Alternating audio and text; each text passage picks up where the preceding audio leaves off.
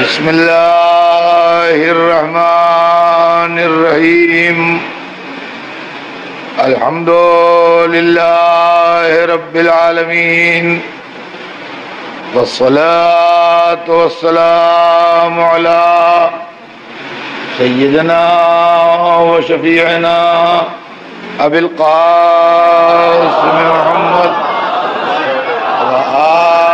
الطیبین الطاہرین المعصومین ولعنۃ اللہ علی اعدائہم اجمعین من یومنا ھذا الی یوم الدین اما بعد فقد قال اللہ سبحانہ تبارک و تعالی فی کتابہ المبین وهو أصدق الصادقين لا إكراه في الدين قد تبين الرشد من الغي صلوات بھیج دیں محمد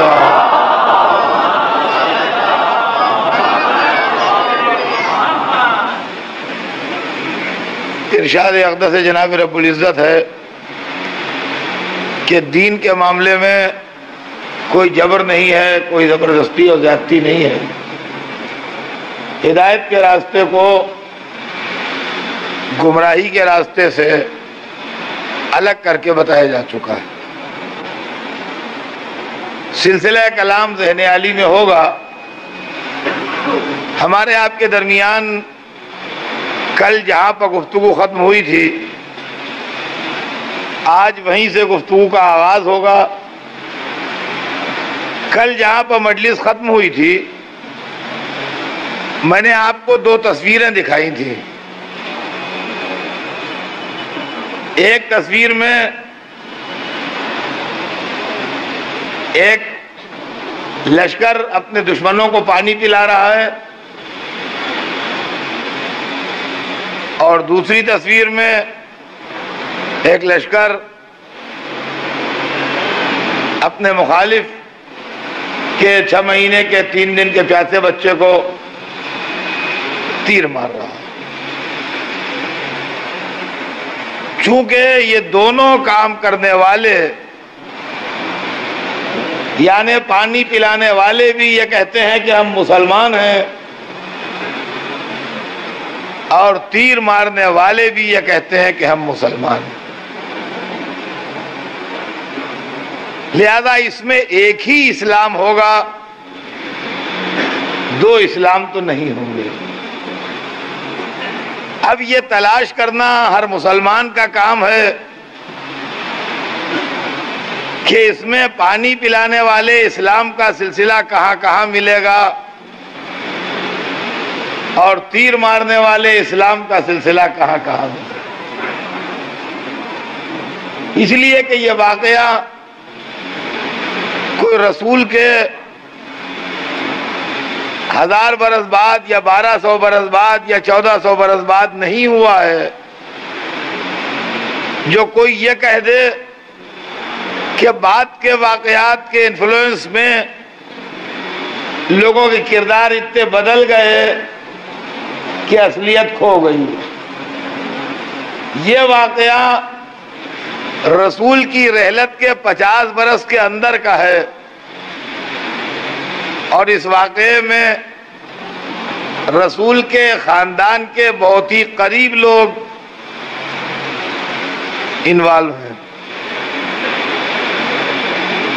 تو اب یہ سوچنا ہر مسلمان کا اخلاقی فرض ہے کہ ان دونوں اسلاموں کی جو روایتیں آگے بڑھ رہی ہیں اور سلسلے آگے بڑھ رہے ہیں، وہ کہاں کہاں تک گئے ہیں، تاکہ اگر ہم میں ذرا بھی انسانیت ہے اور ہمارے اندر خون شرافت کا ایک قطرہ بھی ہے، اور ہمارے اندر انسانیت کی ایک رمق بھی ہے، تو ہم اپنا رشتہ پانی پلانے والے اسلام سے جوڑیں تیر مارنے والے اسلام سے نہ جوڑو. اور اگر کسی کو وہی پسند ہو تو اس کا اپنا فعل ہے. تو عزیزان گرامی، یہ دونوں وراثتیں جو ہیں یہ کہاں ملیں گی؟ تیر مارنے والے اسلام کی وراثت آپ کو محلوں میں ملے گی، شاہی درباروں میں ملے گی، تخت حکومت کے ساتھ وابستہ ملے گی، تاج شاہی کے ساتھ وابستہ ملے گی، اور پانی پلانے والے اسلام کی وراثت آپ کو اللہ والوں میں ملے گی، مسجدوں میں ملے گی، مجلسوں میں ملے گی، امام باڑوں میں ملے گی، نام حسین کے ساتھ ملے گی، ماتم و عزاداری کے ساتھ ملے گی. یہ دو سلسلے ہیں جو چل رہے ہیں. ایک حکومت والا اسلام ہے اور ایک اللہ والا اسلام ہے. حکومت والے اسلام کی اور اللہ والے اسلام کی بالکل سیدھی اور سادی پہچان جو ہر آدمی کے بس میں ہے وہ یہ ہے کہ وہ یہ دیکھتا جائے کہ جہاں جہاں جبر ملے، جہاں جہاں تشدد ملے، جہاں جہاں وائلنس ملے، جہاں جہاں مذہب کے نام پر زبردستی اور زیادتی ملے، وہ جبر والا اسلام ہے جو حکومت سے متعلق ہے.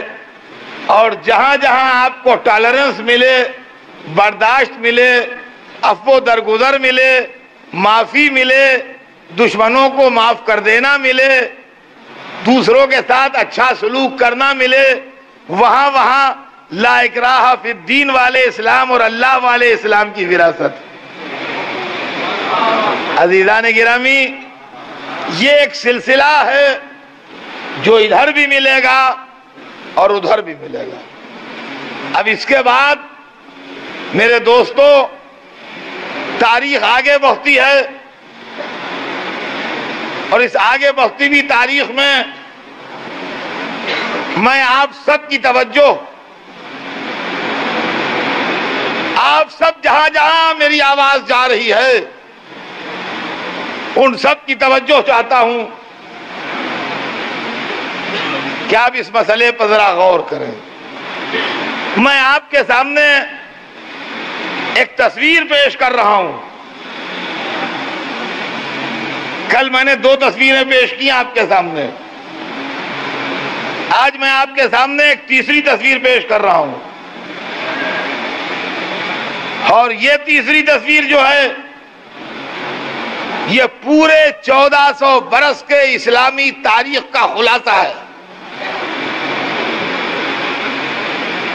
پوری 1400 برس کی تاریخ کا نچوڑ ہے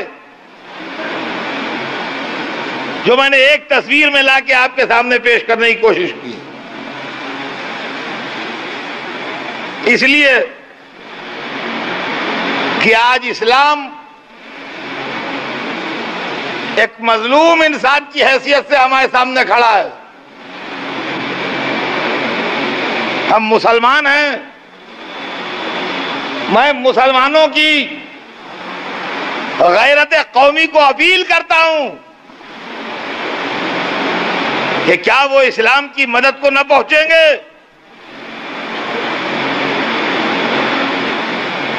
سر سے پیر تک اعتراضات کی بوچھار، اسلامی ٹیررزم شک کی نظر سے ہر ایک دیکھ رہا ہے. کہیں یہ قاتل تو نہیں، کہیں یہ ظالم تو نہیں، کہیں یہ دہشت گرد تو نہیں، کہیں یہ ایسے تو نہیں، کہیں یہ ویسے تو نہیں. اور ہم آپ صفائیاں دیتے گھوم رہے ہیں کہ ہمیں اس سے مطلب نہیں، ہمیں اس سے مطلب نہیں، ہمیں اس سے مطلب نہیں. تو اس وقت اسلام اس طرح کھڑا ہے کہ سر سے پیر تک جیسے کسی کے کپڑوں پر دھبے لگے ہوں. جو کپڑے پہنے ہو اس کے سفید لباس کے اوپر ادھر ادھر ادھر ادھر ادھر ادھر ادھر یہاں سے وہاں تک دھبے لگے ہیں. یہ کھڑا ہے بیچ میں اور کہہ رہے ہیں یہ اسلام ہے. دنیا والے مسلمان نہیں غیر انگلیاں اٹھا اٹھا کہہ رہے ہیں یہ اسلام ہے, یہ اسلام ہے, یہ اسلام ہے, یہ اسلام ہے. اس کے ایک طرف کچھ لوگ کھڑے ہیں, مثال کے طور پر دہنی طرف کچھ لوگ کھڑے ہیں جو سر سے پیر تک خون میں نہائے ہوئے ہیں. ان کے سر سے بھی خون بہ رہا ہے, ان کے ہاتھوں سے بھی خون بہ رہا ہے, ان کے سینے سے بھی خون بہ رہا ہے, ان کے پیروں سے بھی خون بہ رہا ہے. سر سے پیر تک لہو لہان کچھ لوگ کھڑے ہیں. جب ہم نے پوچھا کہ یہ کون لوگ ہیں تو جواب ملا یہ بڑے اچھے لوگ ہیں, یہ بڑے نیک لوگ ہیں, یہ بڑے اللہ والے لوگ ہیں, یہ بڑے سخی لوگ ہیں, یہ بڑے پاکیزہ لوگ ہیں, ان کے کردار میں کوئی برائی نہیں ہے, ان کی سیرت میں کوئی خرابی نہیں ہے. ہم نے کہا کہ تم لوگ ان کے دوست معلوم ہوتے ہو, ان کے دشمن کون لوگ ہیں؟ ان کا وہ لوگ ان کے دشمن ہیں. ہم نے دشمنوں سے جا کے پوچھا کہ یہ کیسے لوگ ہیں تو انہوں نے کہا ہمارے ان کے جھگڑے ضرور ہیں مگر ان کے کردار پر ہمیں کوئی اعتراض نہیں ہے, ان کی سیرت پر ہمیں کوئی اعتراض نہیں ہے. یہ ہمیشہ بات سچی کرتے ہیں, یہ ہمیشہ وعدہ وفا کرتے ہیں, ان کے کیریکٹر کے اوپر کوئی داغ دھبا نہیں ہے. یہ کھڑے ہیں اسلام کے ایک طرف. اسلام کے دوسری طرف کچھ لوگ کھڑے ہیں رائل ڈریس, بہترین لباس, بہترین کپڑے, جگمگاتے ہوئے تاج, زبردست جواہرات, قیمتی سے قیمتی, عمدہ سے عمدہ, بہتر سے بہتر جو لباس ہو سکتے ہیں وہ ان کے جسم پر اور ان کے چہرے. بڑے عیش و عشرت میں جو لوگ پلتے ہیں ان کے جیسے چہرے ہوتے ہیں ویسے چہرے. کہ یہ کون لوگ ہیں؟ تو دشمنوں کی بات تو جانے دیجئے, ان کے دوستوں نے بھی کہا کہ دوست تو ہیں ہمارے مگر یہ اچھے کردار کے لوگ نہیں ہیں,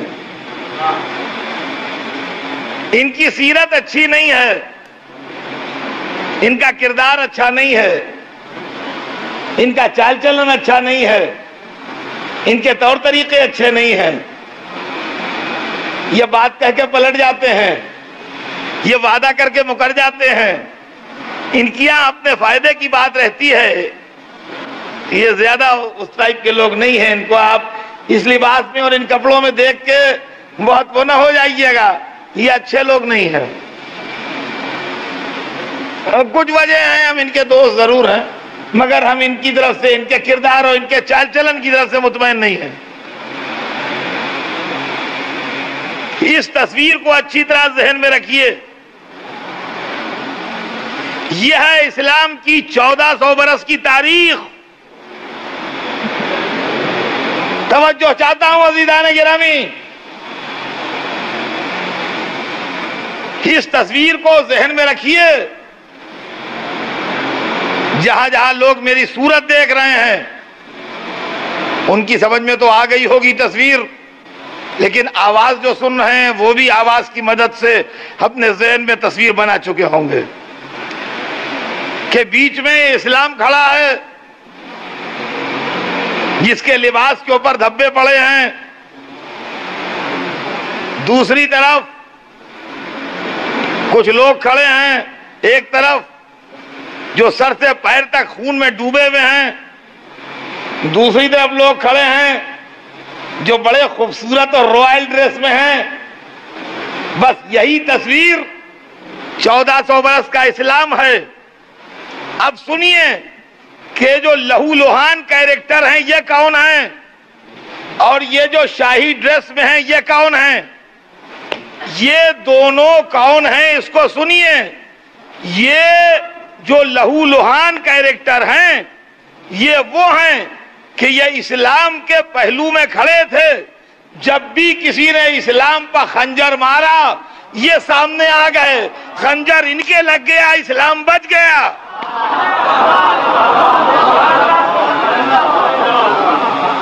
خنجر ان کے لگ گیا، اسلام بچ گیا۔ اس لیے یہ سر سے پیر تک بے گناہ ہونے کے باوجود بھی لہو لوہان ہو گئے۔ اور یہ جو رائل ڈریس میں کھڑے ہیں یہ کون ہیں؟ کہا یہ وہ ہیں کہ جب بھی ان کے کیریکٹر کا کوئی دھبا ان پر آنے لگا یہ اسلام کے پیچھے چھپ گئے۔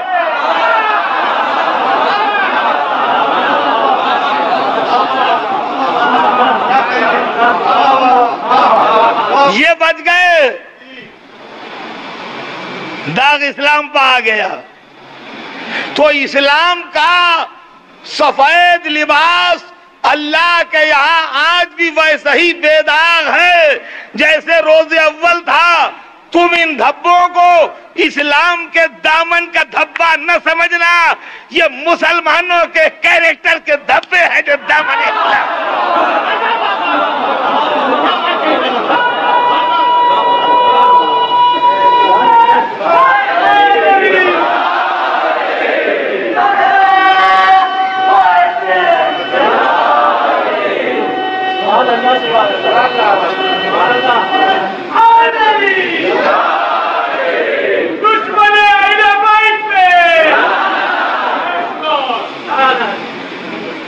اور یہ جو لہو لوہان کیریکٹر کھڑے ہیں یہ نہ سمجھنا کہ انہوں نے کوئی ایسی بات کی ہے جو کسی نے ان پر خنجر مارا ہے، ان سے کسی کو شکایت ہے جو کسی نے ان پر حملہ کیا ہے۔ یہ تو اپنے دشمنوں کو بھی معاف کر دیتے ہیں، یہ تو اپنے مخالفین سے بھی ہنس کے ملتے ہیں، یہ تو ظالموں کے لیے بھی رحم دل ہیں۔ ان کے سر سے پیر تک جو زخم ہیں یہ وہ ہیں کہ اسلام کے دشمنوں نے جب بھی کوئی خنجر اسلام پر مارا یہ فوراً سامنے آ گئے اور وہ خنجر ان کے لگ گیا، اسلام بچ گیا۔ تو آج جو اسلام تمہارے سامنے زندہ کھڑا ہے یہ ان لہو لوہان کرداروں کی دین ہے، ورنہ یہ سارے حربے اسلام پر ہوتے، لیکن انہوں نے ہر مرتبہ آن کے اسلام کو بچا لیا۔ عزیزان گرامی، یہ مختصر تاریخ ہے 1400 سال کی، یہ مختصر تاریخ ہے 1400 سال کی جو میں نے آپ کو ایک چھوٹی سی مثال کے ذریعے سنانے کی کوشش کی ہے۔ ملوکیت ہمیشہ ظلم کرتی رہی، ناانصافی کرتی رہی، زیادتی کرتی رہی۔ جیسا کہ میں نے کل آپ کو سنایا کہ عالم اسلام کے سارے مفکر، سارے دانشور، سارے عالم اس حقیقت کو تسلیم کر چکے کہ رسول اللہ کے 30 برس کے بعد اسلام بہرحال ملوکیت میں تبدیل ہو گیا، اور اس وقت سے جو ملوکیت کا سلسلہ چلا تو آج تک وہ سلسلہ اسلام میں جاری ہے، اور بادشاہوں کے اپنے کردار اور بادشاہوں کی اپنی سیرتیں، چاہے وہ 1400 برس پہلے کی سیرتیں ہوں یا 1200 برس پہلے کی سیرتیں ہوں یا 1000 برس پہلے کی سیرتیں ہوں یا 800 برس یا 600 برس یا 400 برس یا 200 برس یا آج، اس سے کوئی فرق نہیں پڑتا۔ آج بھی عالم اسلام کا وہی حال ہے، خطا معاف، جو آج سے 1400 برس پہلے تھا۔ ماسس کی کوئی آواز نہ کل تھی نہ آج ہے۔ سربراہوں کے فیصلے طاقت کے زور پر، تلوار کے زور پر، بندوق کے زور پر، بموں کے زور پر نافذ کر دیے جاتے ہیں اور وہی نافذ رہتے ہیں۔ تو عزیزان گرامی، سربراہ نہ کل بدلے تھے نہ آج بدلے، اور دین میں اس کے نتیجے میں جو خرابی پیدا ہوئی ہے وہ سنیے گا۔ اس کے نتیجے میں دین میں جو خرابی پیدا ہوئی وہ یہ ہوئی کہ اسلام ٹکڑوں میں بٹ کے انتشار کا شکار ہو گیا۔ جب اللہ ایک ہے، جب رسول ایک ہے، جب قرآن ایک ہے، جب کعبہ ایک ہے، تو مسلمانوں میں نظریات کا اختلاف کیسا؟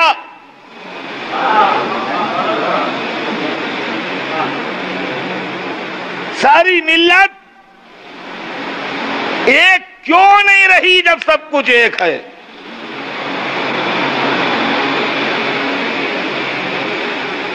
جب سب کچھ ایک ہے تو انتشار کیسا؟ عزیزان گرامی، جب ننھے ننھے ذرے مل جاتے ہیں تو پہاڑ کہلاتا ہے، اور جب منتشر ہو جاتے ہیں تو ڈیزرٹ بن جاتا ہے۔ جب عمارت کا سامان منتشر ہوتا ہے تو ملبہ کہلاتا ہے، جب وہی منظم ہو جاتا ہے تو محل کہلاتا ہے۔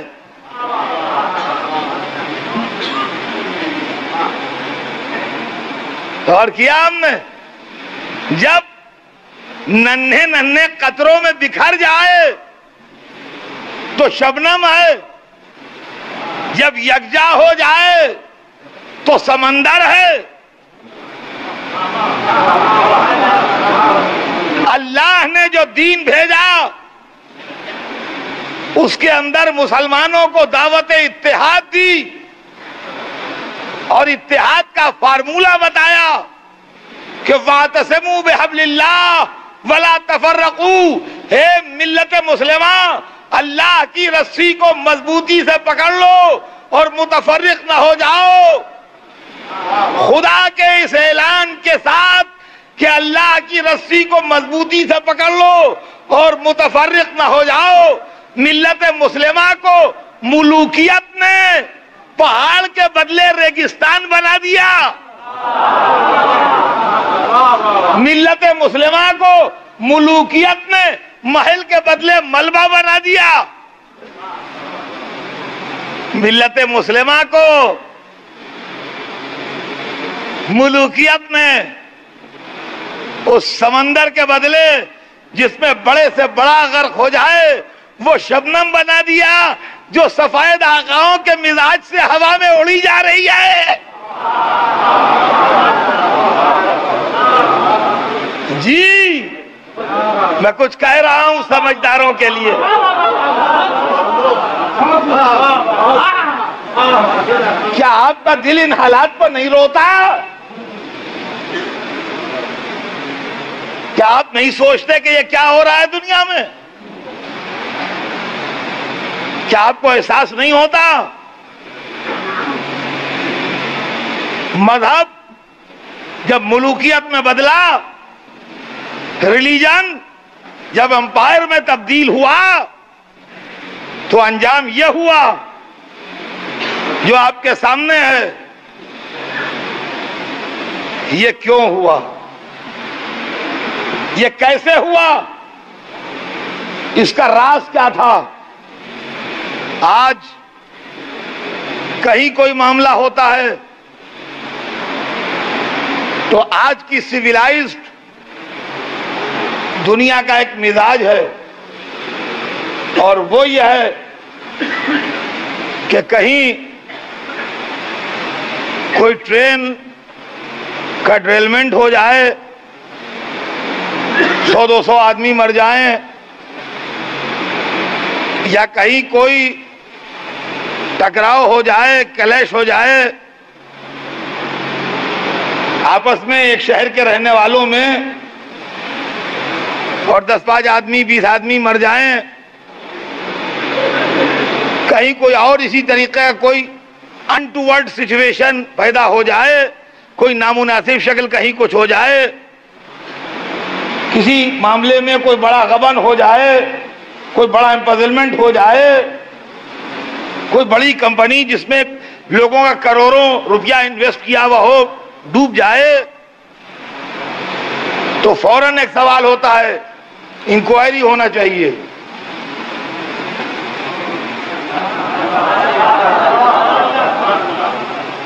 انکوائری ہونا چاہیے،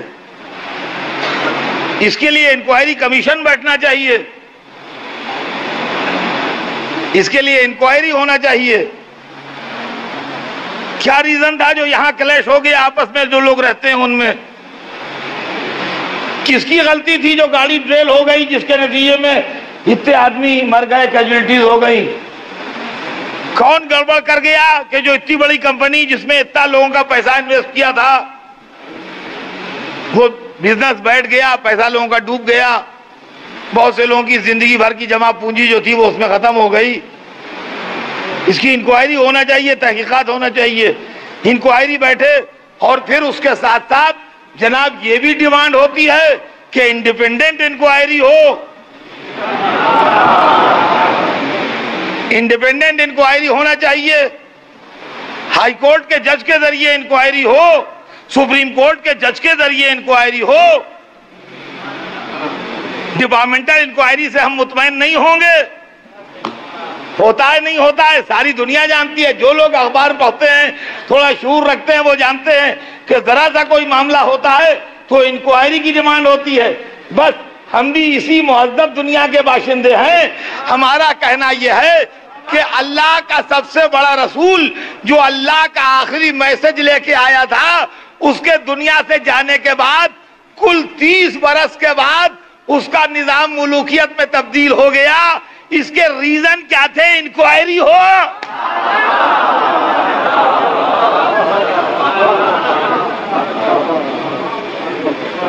کیوں صاحب؟ کہیں کے اوپر اگر کسی پولیٹیکل پارٹی کے 10 آدمی مار دیے جائیں تو سارے ملک کو سر پر اٹھا لیں گے لوگ۔ انکوائری ہونا چاہیے، مجرموں کو سزا ملنا چاہیے، گھیراؤ ہوگا، راستے جام ہوں گے، سڑکیں روکی جائیں گی، ٹرینیں روکی جائیں گی۔ راز کھلے مجرم کون ہے؟ محمد کا نواسا 72 ساتھیوں کے ساتھ کربلا میں 3 دن کا بھوکا پیاسا مار دیا گیا۔ ہم عالم اسلام سے ڈیمانڈ کرتے ہیں انکوائری کرو، ذمہ دار کون لوگ ہیں؟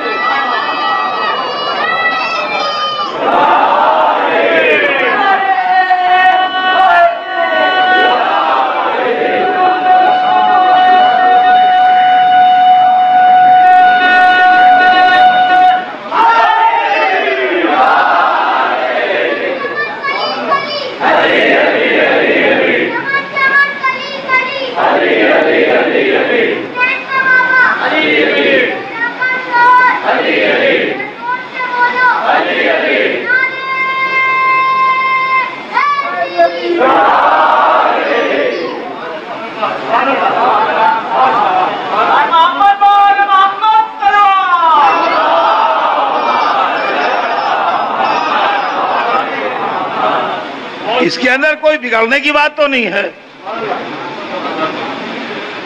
یہ کسی کے خلاف موومنٹ نہیں ہے. مجرم کو نکالنا ڈھونڈ کے یہ کسی کے خلاف موومنٹ نہیں ہے. یہ تو ایک سچائی اور ایک حقیقت معلوم کرنے کا طریقہ ہوتا ہے. ہم بھی انکوائری کی ڈیمانڈ کرتے ہیں. 1400 برس سے عالم اسلام خاموش بیٹھا ہے. اس کی کیا انکوائری ہوئی اور اس کی کیا تحقیقات ہوئی؟ اس کے کیا معاملے ہوئے؟ ہمیں بتائیے. سب سے پہلا تو یہ مسئلہ زیر غور ہے. دیکھیے سارے مسلمان سوچیں، اس لیے کہ یہ اسلامی تاریخ کا بہت بڑا واقعہ ہے اور 100% ملوکیت اس کی ذمہ دار ہے. شہادت حسین کی 100% ملوکیت و شہنشاہیت ذمہ دار ہے. اس لیے کہ لا اکراہ فی الدین کا فارمولہ اگر اپلائی کیا جاتا تو حسین سے بیعت زبردستی نہیں لی جا سکتی تھی. اس لیے کہ دین کے معاملے میں جبر نہیں ہے. اگر لا اکراہ فی الدین کا قرآنی فارمولہ اپلائی کیا جاتا انکار بیعت حسین پر تو یزید کو زبردستی کرنے کا کوئی حق نہیں تھا. اگر اس کی بیعت دین ہوتی تو بیعت پیش کر سکتا تھا، زبردستی لے نہیں سکتا تھا بیعت. تو عزیزان گرامی، حسین کے اوپر جو دباؤ ڈالا گیا بیعت کرنے کا، یہ دباؤ بتا رہا ہے کہ یہ مذہب کی تھیوری نہیں تھی بلکہ ملوکیت و سلطنت و شہنشاہیت کی تھیوری تھی. اس لیے کہ مزاج سلطنت ہے دباؤ ڈالنا، مزاج مذہب نہیں ہے دباؤ ڈالنا. جب رسول اللہ نے مکہ فتح کیا اور مکہ فتح کر کے مکے میں داخل ہوئے تو مکے والوں سے یہ نہیں کہا کہ آؤ بیعت کرو اور جو بیعت نہیں کرے گا اس کی گردن اڑا دی جائے گی. لوگوں نے بخوشی بیعت کی ہے، رسول اللہ نے زبردستی بیعت نہیں لی. تو اسلامی فارمولہ رسول اللہ کی حیات پاک کا جو ہے وہ یہ ہے کہ مذہب کے معاملے میں زبردستی نہیں کی جاتی. دیکھیں غور کیجیے گا اس مسئلے کو. حضور کے زمانے کا جو فارمولہ ہے وہی تو اسلام بنے گا نا. میرا آپ کا فارمولہ اسلام نہیں کہلائے گا. تو حضور نے مذہب کو پہنچانے میں پوری طاقت سے کام لیا مگر مذہب کو منوانے میں کوئی زبردستی کسی کے ساتھ نہیں کی. مولا علی جو اسلام کے عظیم فاتح تھے اور حیات رسول کی تمام لڑائیاں جس سے پوری بنیاد پڑی بات کے معاملات کی، وہ حیدر کرار کی قوت بازو کا صدقہ تھے.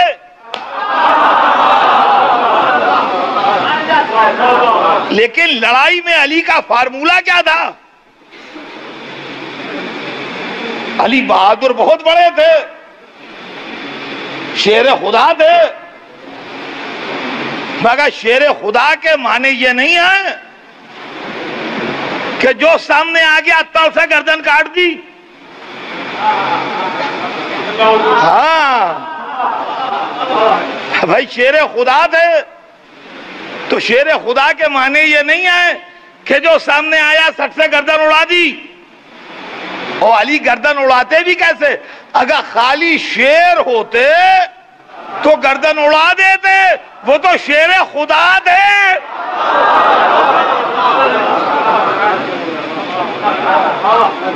علی کو ہم خالی شیر نہیں کہتے کہ شیر تھے، نہ شیر خدا تھے. تو جب شیر خدا ہو کوئی تو خدا کے اصول پر چلے گا. ہے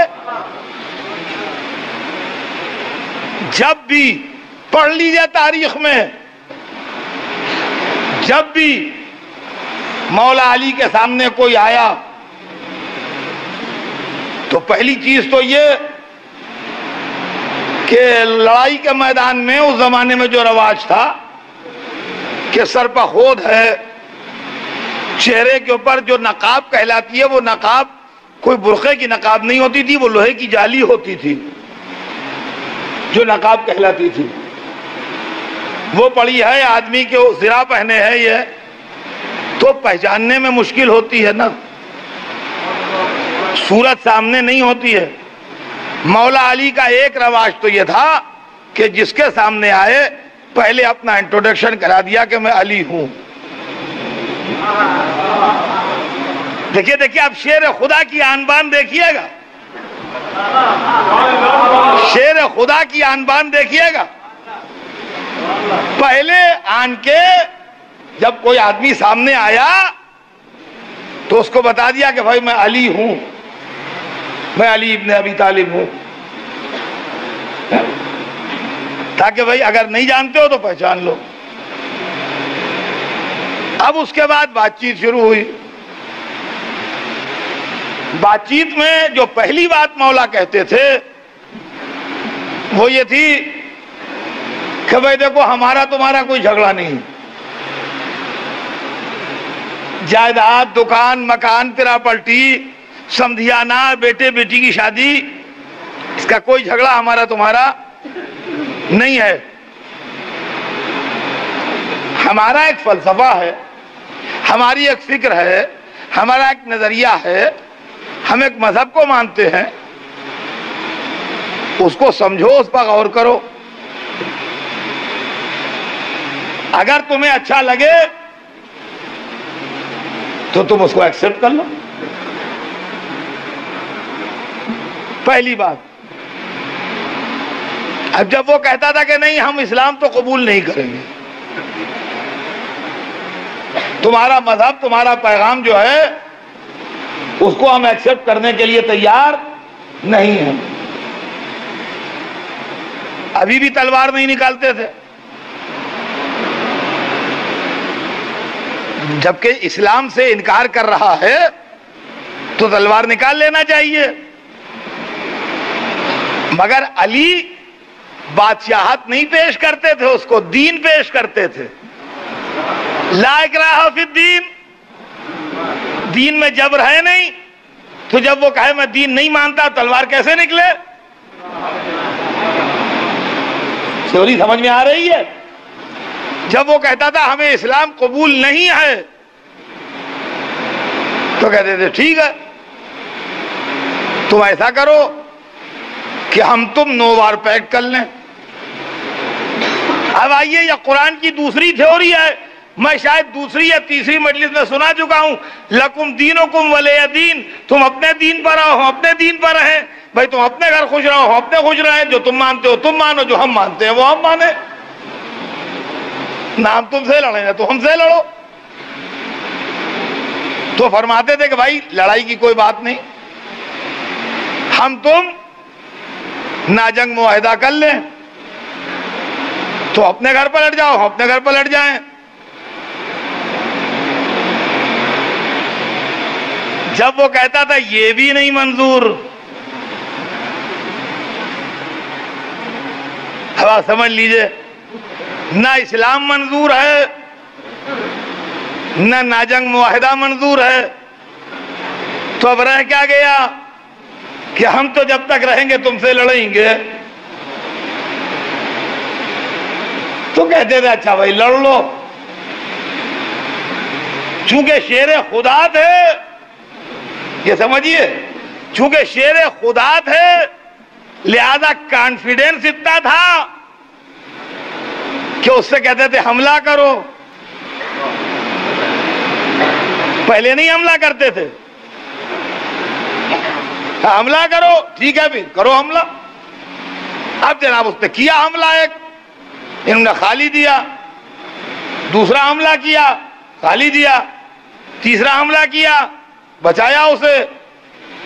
اب کہتے تھے اچھا اب میں حملہ کرتا ہوں سنبھالو۔ اور پھر جب علی حملہ کرتے تھے تو ایک کے بعد دوسرے کی نوبت ہی نہیں آتی تھی۔ اچھا نوبت بھی کیوں آتی؟ اس لیے کہ پہلا حملہ جب ناکام ہوگا تو یہی تو دنیا کہے گی تلوار نے خطا کی۔ اب یہی تو ہوگا کہ تلوار نے خطا کی، معصوم سے خطا ہوتی نہیں۔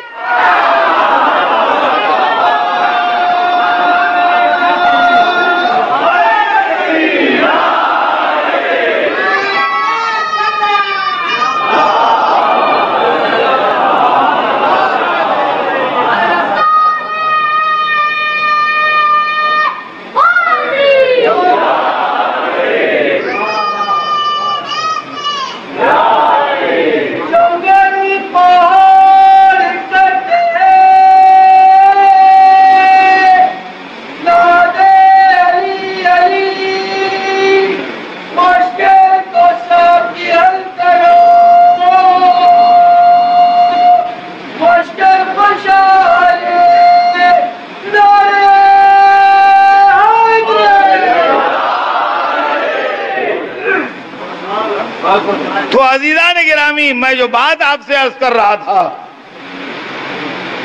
وہ بات کدھر سے کدھر گھوم گئی کہ دین میں زبردستی کا تصور نہیں ہے۔ یہ ذہن میں رکھیے گا، یہ مین پوائنٹ ہے اسلام کا کہ دین میں زبردستی کا تصور نہیں ہے۔ لا اکراہ فی الدین، اس کے لیے ایک دلیل ہے جو قرآن پاک کے اندر ہے کہ دین میں جبر نہیں۔ تو اب جو حسین کو مجبور کیا گیا بیعت پر، یہ دین تو تھا نہیں، یہ دنیا تھی۔ تو ملوکیت نے یہ ظلم کیا، ہم انکوائری کا مطالبہ کرتے، ہم انکوائری کا مطالبہ کرتے ہیں کہ وہ کون سے اسباب تھے جو حسین کو شہید کیا گیا۔ اور عزیزان گرامی، یہ بات تو اب کل آگے بڑھے گی، اس لیے کہ ملوکیت نے جتنا اسلام کو برباد کیا ہے اور ملوکیت نے طاقت استعمال کر کر کے جتنا مذہب کی شکل کو بگاڑا ہے، کوشش کروں گا کہ 3 مجلسیں جو باقی رہ گئی ہیں اور اس میں کسی صورت سے جلدی جلدی آپ تک پہنچا دوں، اور تاکہ اگر مسلمان سوچنا چاہیں اور ان کو اللہ توفیق دے کہ وہ سوچیں کہ ملوکیت نے کیا کیا کیا ہے، تو ملوکیت کو کسی کو کوئی بادشاہ پسند ہو، مجھے اس پر اعتراض نہیں ہے، ملوکیت ایز اسلامک کیریکٹر ہٹا دیں اپنے دماغ سے بس۔ اور اگر ہمارے دوسرے نان مسلم بھائی بھی سوچیں اور ان تک بھی میری آواز پہنچے تو وہ بھی اس بات کو سوچیں کہ اسلام 2 ہیں، اور یہ اسلام آج 2 نہیں ہے کہ ہم ہندوستان میں کسی تراولم میں ہیں تو ڈر کے کہہ رہے ہیں کہ ہندوستان اسلام 2 ہیں۔ نہیں، وہ ہسٹری پڑھیں کہ آج سے 1400 برس پہلے محمد کے نواسے نے جو کربلا میں مقابلہ کیا ہے وہ ہندوؤں سے نہیں تھا، عیسائیوں سے نہیں تھا، یہودیوں سے نہیں تھا، پارسیوں سے نہیں تھا، وہ مسلمانوں سے تھا۔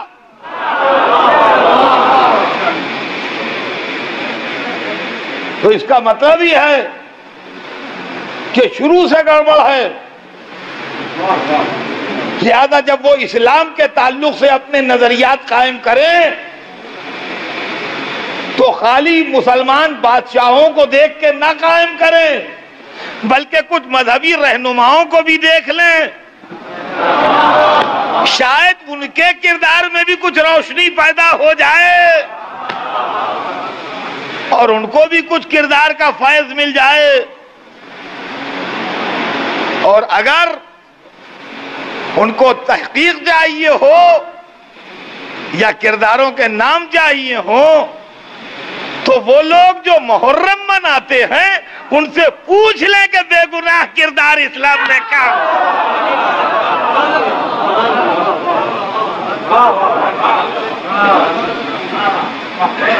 بس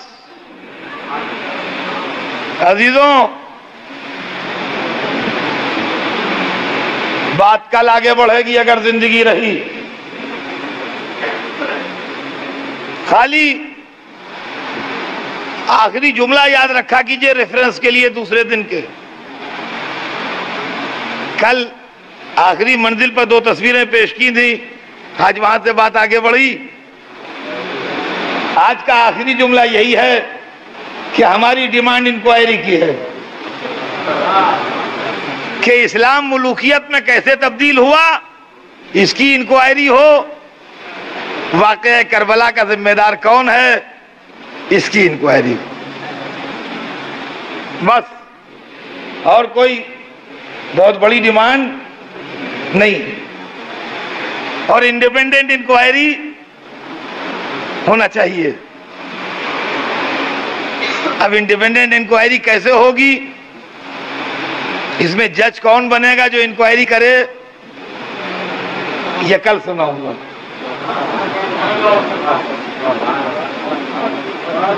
آج تو صرف اتنا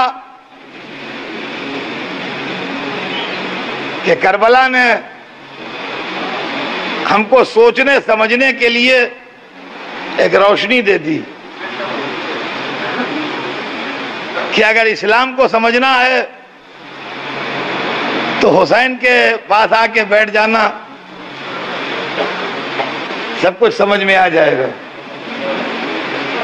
عزیزوں، آج محرم کی 7ویں رات آ گئی۔ آپ کو معلوم ہے کہ 7ویں کو سویرے سے حسین کے خیموں میں قحط آب تھا۔ ویسے تو ہر حسین کا چاہنے والا جب پانی پیتا ہے حسین کی پیاس یاد کر لیتا ہے، لیکن کل سے جو پانی پیجیے گا تو یہ ضرور سوچ لیجئے گا کہ کربلا میں حسین ننھے ننھے بچوں کے ساتھ پیاسے ہیں۔ خیام حسینی سے الاتش الاتش الاتش، ہائے پیاس۔ خدا کی قسم انسانیت کانپ جائے جب ہم تاریخ میں یہ پڑھتے ہیں کہ حسین کے خاندان کے چھوٹے چھوٹے بچے زمین پر گر کے تڑپتے تھے۔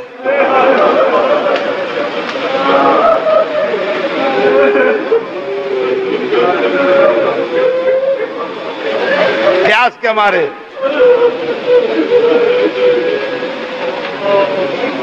اور بے حیا دشمن بڑے بڑے پیالوں میں پانی بھر کے اس کو آہستہ آہستہ زمین پر گراتا تھا تاکہ دھوپ میں پانی کی چمک بچے دیکھیں اور ان کی پیاس بھڑکے،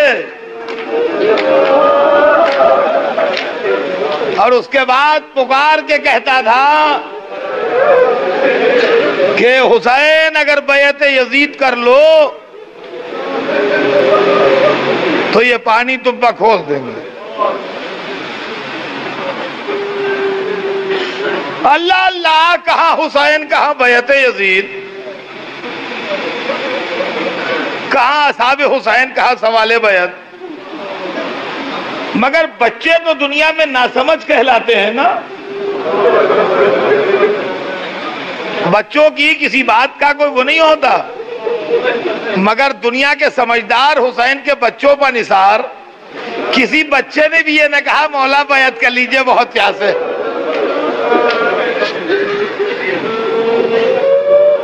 ہماری جانیں فدا ہو جائیں ان بچوں پر، جو بچے ضرور تھے مگر حفاظت اسلام میں بوڑھوں سے بڑھے ہوئے تھے۔ عزیزوں، آج 7ویں رات ہے اور آج کی رات آپ ایک یتیم بچے کا ماتم کرتے ہیں۔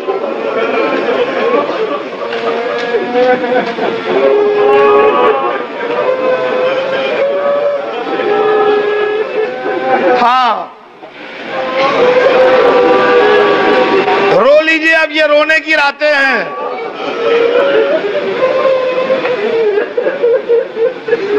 جب امام حسن کو بادشاہت و شہنشاہیت نے زہر دلوایا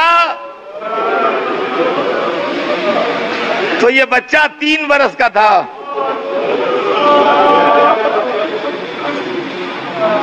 تین برس کا بچہ عام طور سے ناسمجھ ہوتا ہے، مگر یہ حسن کا بیٹا تھا، علی کا پوتا تھا۔ یہ 3 برس کا ضرور تھا مگر ناسمجھ نہیں تھا۔ باپ نے بلایا، بچے کو کلیجے سے لگایا،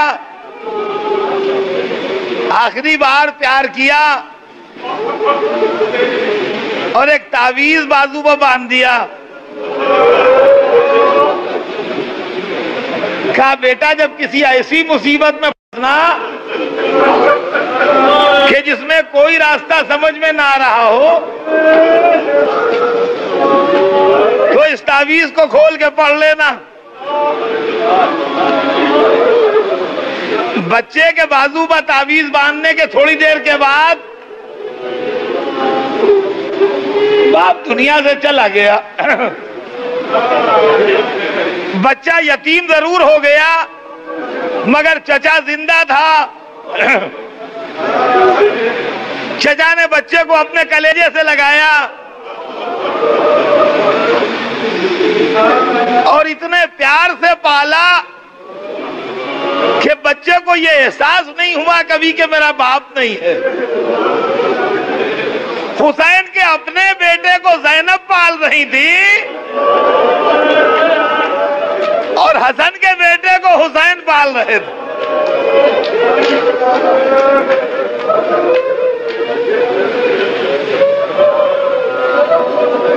حسین کا بیٹا ثانیہ زہرا کی گود میں تھا، حسن کا بیٹا حسین مظلوم کی گود میں تھا۔ 10 برس تک بھتیجا چچا کی آغوش محبت میں پلتا رہا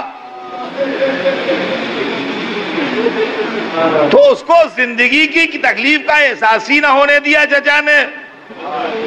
جو ایسا وقت آتا کہ وہ تعویذ کھول کے دیکھے۔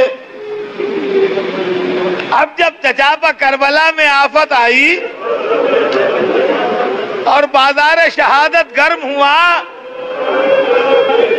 اور ہر ایک کو اجازت مل رہی ہے، قاسم کو اجازت نہیں ملتی، تو شوق شہادت میں مضطرب ہو کے بازو کا خط کھولا۔ اب جو دیکھا تو بھائی کا خط تھا، حسن مصطفیٰ کا خط تھا بیٹے کے نام۔ اے میرے لال قاسم، جب میرا حسین مصیبت میں گرفتار ہو تو اپنی جان دے دینا۔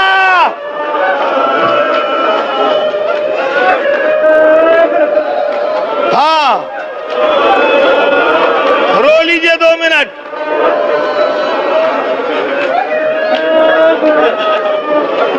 بھتیجا خط لیے ہوئے چچا کے پاس آیا، بھائی نے بھائی کی تحریر کو دیکھا، حسین کو حسن یاد آئے، قاسم کو کلیجے سے لگا کے روئے۔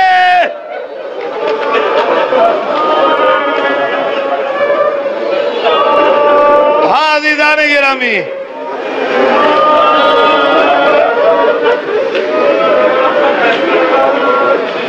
کہتے ہیں کسی شہید کو رخصت کرتے وقت اتنا نہیں روئے جتنا قاسم کو رخصت کرتے وقت روئے، کم سن شہزادہ میدان میں گیا، حیدر کرار کی شان سے لڑا، زخموں سے چور ہو کے جب گھوڑے سے گرا تو روایت میں ہے کسی شہید نے اتنی آوازیں نہیں دی جتنی قاسم نے دی، یا ماں یا ماں، اے چچا اے چچا۔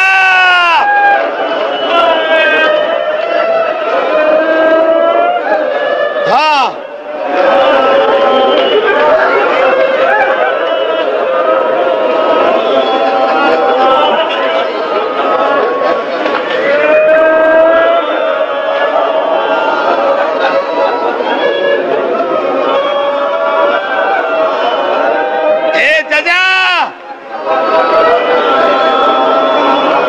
حسین میت پہ آئے تو قاسم دنیا سے جا چکے تھے، منہ پہ منہ رکھ دیا، کہا بیٹا تیرا چچا آ گیا۔ معززان گرامی، میں یہ مصائب قریب قریب ہر سال پڑھتا ہوں، مگر یہ معجزہ ہے کہ آپ ہر سال روتے ہیں۔ روایت کا جملہ سنیے، روایت میں ہے کہ ہر شہید کی میت حسین مقتل سے لے آئے،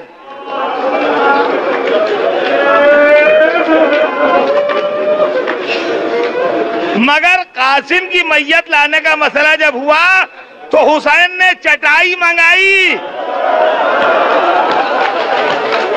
ارے چٹائی میں رکھ کے قاسم کی میت اٹھائی، اے میری بہنوں سیدہ کو پرسا دو، اے میرے بھائیوں علی کو پرسا دو،